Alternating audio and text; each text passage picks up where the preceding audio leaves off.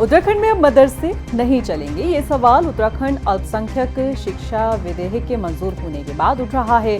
लोग पूछ रहे हैं कि देश में उत्तराखंड जिस अल्पसंख्यक शिक्षा विधेयक 2025 को लागू कर रहा है उससे क्या बदलाव होगा। मदरसा उत्तराखंड बोर्ड खत्म होने के बाद मदरसों का क्या होगा, क्योंकि इस विधेयक के कानून की शक्ल लेने के बाद इसे संविधान के अनुच्छेद 26 और 30 का हनन भी लगाया जा रहा है, जो भारतीयों को धार्मिक मामलों के प्रबंधन में स्वतंत्रता और धार्मिक अल्पसंख्यकों को अपनी पसंद के शैक्षिक संस्थानों की स्थापना करने का अधिकार देता है। तो आपको बता दें कि अल्पसंख्यक शिक्षा विधेयक में सिर्फ मदरसों पर ही नहीं बल्कि ईसाई, सिख, बौद्ध, जैन, पारसी समुदाय के एजुकेशनल इंस्टीट्यूशन भी दायरे में आने वाले हैं। इससे तो ये साफ है कि ये सिर्फ मदरसों के लिए नहीं है। उत्तराखंड में नियमों के तहत चलने वाले मदरसे तो बंद नहीं होंगे, लेकिन उन पर मानक कड़े होंगे। धार्मिक शिक्षा देने के लिए प्राधिकरण से मान्यता लेना अनिवार्य होगा। और क्या कुछ बदलाव होंगे, चलिए ये भी जान लेते हैं। मौजूदा वक्त में उत्तराखंड में 452 मदरसे रजिस्टर्ड हैं, जो उत्तराखंड शिक्षा बोर्ड अधिनियम 2016 और उत्तराखंड अरबी फारसी मदरसा मान्यता नियमावली 2019 के तहत शैक्षिक सत्र 2025-26 में शिक्षा दे रहे हैं। लेकिन अगले शैक्षिक सत्र यानी कि 2026 और 27 में धार्मिक शिक्षा देने के लिए जहां मदरसों को कानून के तहत बनाए गए प्राधिकरण में दोबारा मान्यता लेनी होगी, तो वहीं प्राप्त मान्यता को हर 3 साल में रिन्यू कराना होगा। मान्यता देने से पहले बोर्ड ये जांचेगा कि शैक्षिक संस्थान की जमीन उसकी सोसाइटी के नाम है या नहीं। आपको बता दें कि जमीन का उसकी सोसाइटी के नाम होना जरूरी होगा। वहीं वित्तीय लेन देन को भी किसी कमर्शियल बैंक में संस्था के नाम से खोले गए बैंक खाते से करना होगा। संस्थान में पढ़ने वाले छात्र या फिर कर्मचारियों को धार्मिक गतिविधियों में भाग लेने के लिए फोर्स नहीं किया जा सकेगा। इसके अलावा ये पहली बार हुआ है कि मदरसों को अल्पसंख्यक शैक्षिक संस्थान परिषद की ओर से निर्धारित योग्यता के हिसाब से शिक्षकों को नियुक्त करना होगा। हुए इन बदलाव को लेकर सरकार ऐतिहासिक कदम बता रही है। तर्क दिया जा रहा है कि सभी मदरसे मुख्यधारा शिक्षा, एनसीएफ, नेशनल करिकुलम फ्रेमवर्क और एनईपी यानी कि नई शिक्षा नीति से जोड़े जाएंगे। और ये भी कहा जा रहा है कि इसका मकसद है अल्पसंख्यक छात्रों को आधुनिक और गुणवत्तापूर्ण शिक्षा देना, जो पिछली सरकारों ने नहीं किया।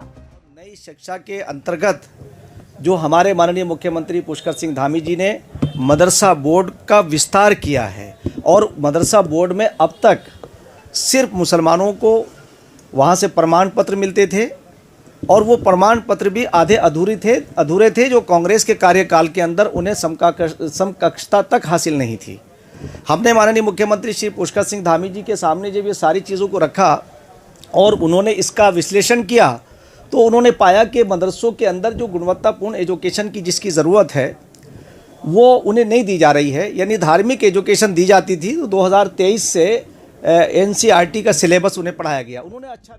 हालांकि कांग्रेस के वरिष्ठ नेता पूर्व सीएम हरीश रावत का कहना है कि उत्तराखंड में एनडी तिवारी सरकार ने मदरसों में अच्छी शिक्षा को लेकर बदलाव किया था, और उसका एक उदाहरण ये भी है कि इन मदरसों में अन्य समुदाय के बच्चे भी आज शिक्षा ले रहे हैं।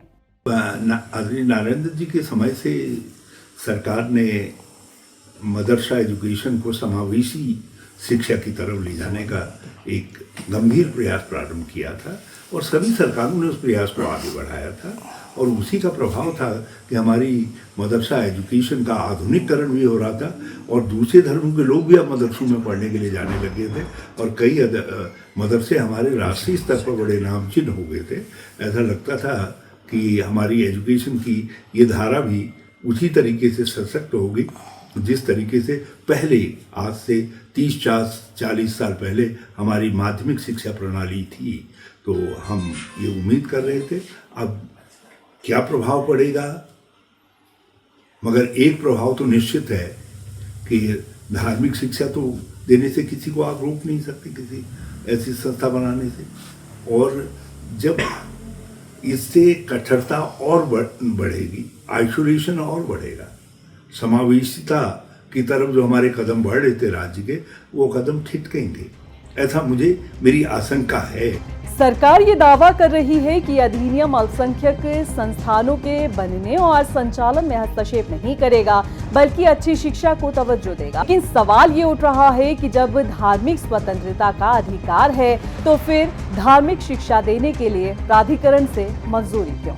इस रिपोर्ट को लेकर आपकी क्या राय है, हमें जरूर बताएं। और अगर चैनल पर नए हैं तो चैनल को लाइक, शेयर, सब्सक्राइब करना बिल्कुल ना भूलें। मैं हूं आपके साथ रक्षा। नमस्कार।